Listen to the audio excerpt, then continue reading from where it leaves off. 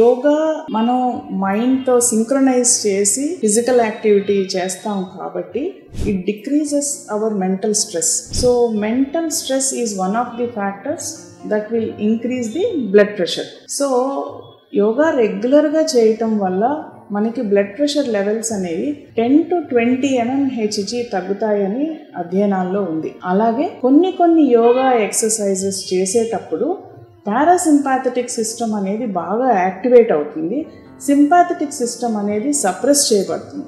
So ఎప్పుడైతే parasympathetic system అనేది activate చేయబడుతుందో అప్పుడు మన బాడీలో వాసోడైలటేషన్ జరుగుతుంది, హార్ట్ రేట్ తగ్గుతుంది. హార్ట్ రేట్ అంటే మన గుండె కొట్టుకునే స్పీడ్ అనమాట.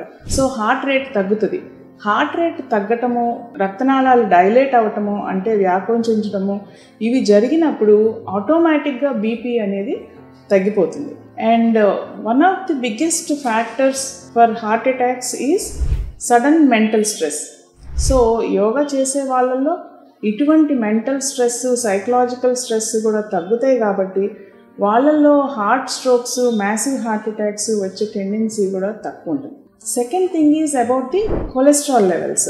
కొలెస్ట్రాల్ లెవెల్స్కి సంబంధించి నిర్ధారణలో ఉన్నవైతే లేవు, కానీ మనకి రెగ్యులర్గా ఫిజికల్ యాక్టివిటీ చేయటం వల్ల గుడ్ కొలెస్ట్రాల్ అనేది డెఫినెట్లీ ఇంక్రీజ్ అవుతుంది. Second thing is yoga influences the hormonal system in the body. So ఫీమేల్స్లో, ఎస్పెషల్లీ ఫీమేల్స్లో బటర్ఫ్లై ఎక్సర్సైజెస్ కానీ పెల్విక్ ఎక్సర్సైజెస్ కానీ చేయటం వల్ల మెన్స్ట్రల్ సైకిల్ రెగ్యులేషన్ అనేది జరుగుతుంది. సో ఎప్పుడైతే ఈస్ట్రోజన్ సెక్రీషను, ప్రొజెస్ట్రాన్ సెక్రీషను ప్రాపర్గా జరుగుతాయో అప్పుడు they will influence the cholesterol levels. At the same time pancreas, thyroid hormones, all these things are balanced by yoga. So ఇవన్నీ కూడా మన బాడీలో ఉన్న కొలెస్ట్రాల్ లెవెల్స్ని ఇన్ఫ్లుయెన్స్ చేస్తాయి.